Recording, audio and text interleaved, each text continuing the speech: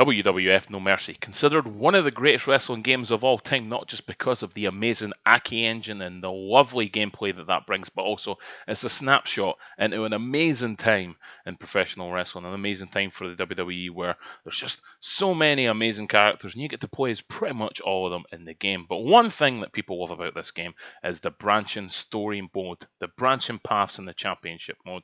There's some fun twists and turns, there's some great callbacks to storylines that have actually happened on TV, and there's some other wild matches that they throw in there as well. And today we're going to look at some of those because we're going to go through the path to the WWF Women's Championship. And believe me, there are some fun matches that you might have missed on your way to the championship if you played through this mode.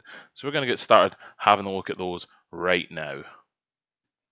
So the first thing that we're going to look at is we're going to look at doing the championship path by winning every single match. So the first thing that's going to happen is Mae Young's going to come out and she's going to tell you that she's the oldest, she's got the most experience, she definitely needs to be the number one contender.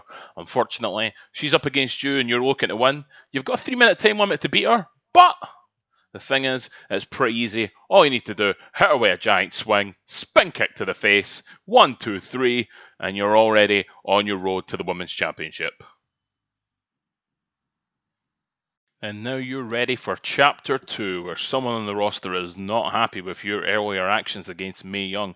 And in fact, when you come out to the ring on SmackDown, they're going to come out and call you out. How could you treat a pensioner like that? How could you do that? This is terrible.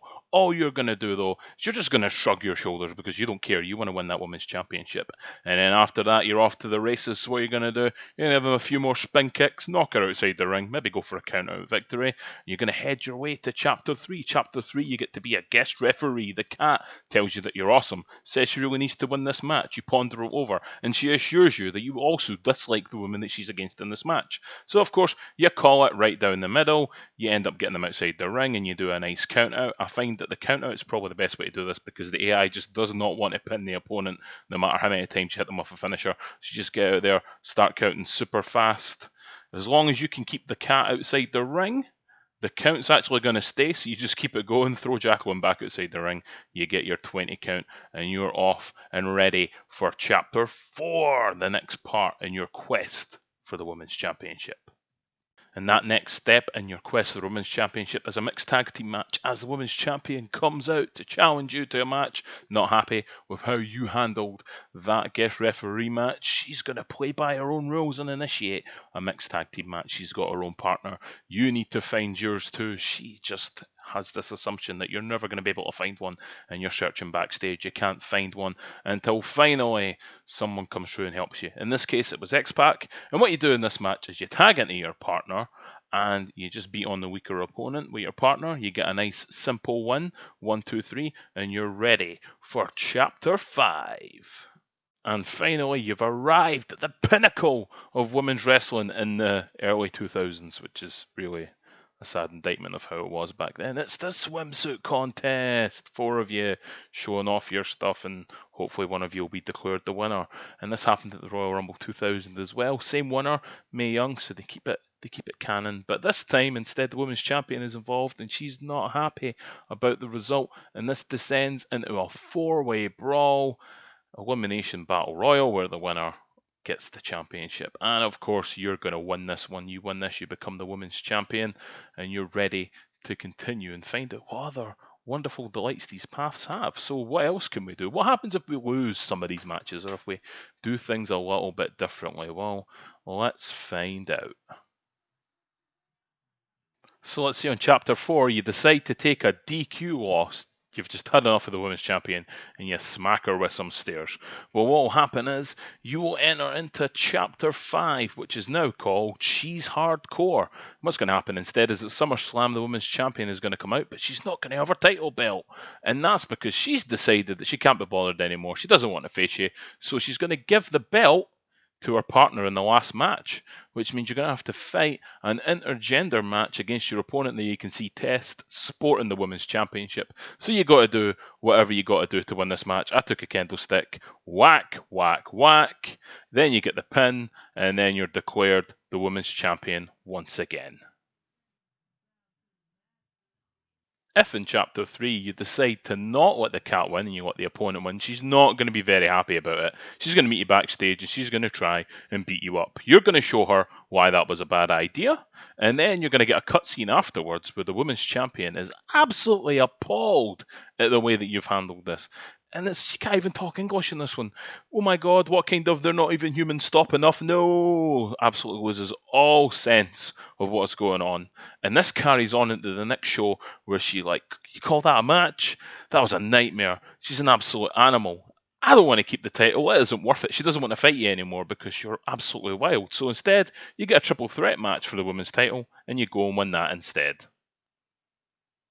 So let's go all the way back to the start of the branching paths. What if you lose against Mae Young?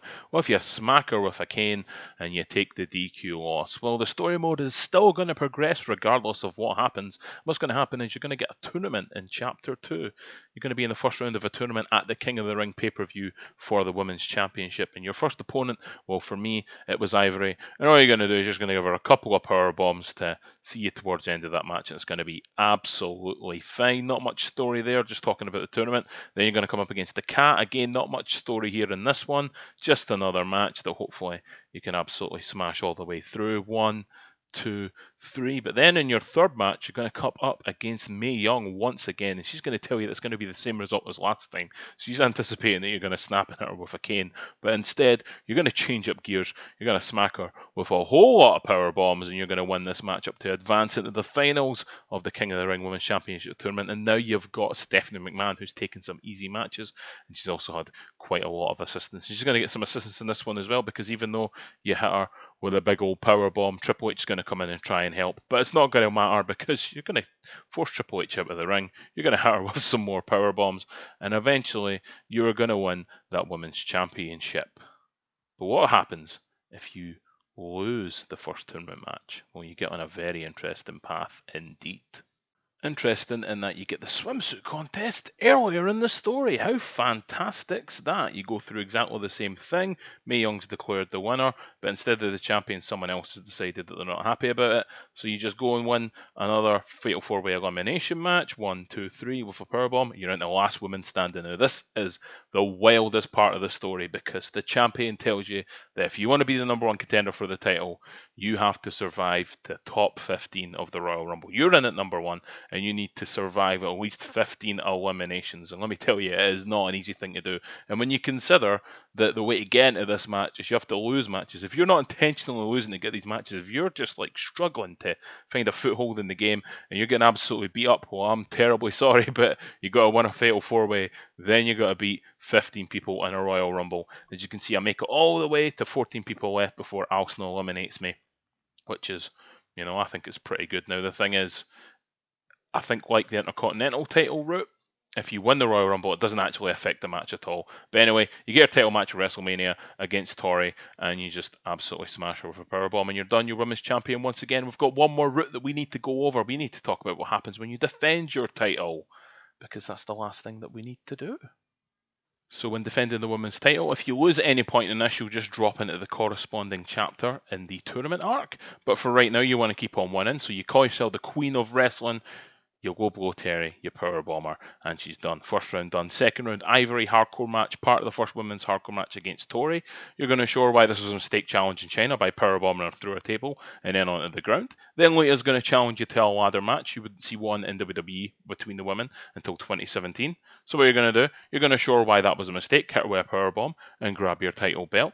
Then Mae Young's going to come out. She's going to say she's the #1 contender. She's got the most experience. You're going to show her why that was a mistake by taking her to Powerbomb City as well. And you're going to enter the last match in the arc, which is a mixed tag match. Just like the last time, you can't find a partner. There's no way you can find a partner, but you do. But this time you're defending the Women's Championship. Use your tag partner with better stats to win the match for you, and boom, you've defended the women's title. You've done every single possible match that you can do in the story mode, so that's 100% completion for the women's title. Hope you've enjoyed this little exploration of one of the fun things of No Mercy. Hope you've all enjoyed yourself. Let me know if you like this video. If you do, we'll probably do some more. Plenty more belts to discover. Anyway, thank you so much for tuning in. Like, comment, subscribe. Let me know if you enjoyed it. Let me know what I can do to improve it. And thank you so much for tuning in. You're all the best for watching this one. See ya.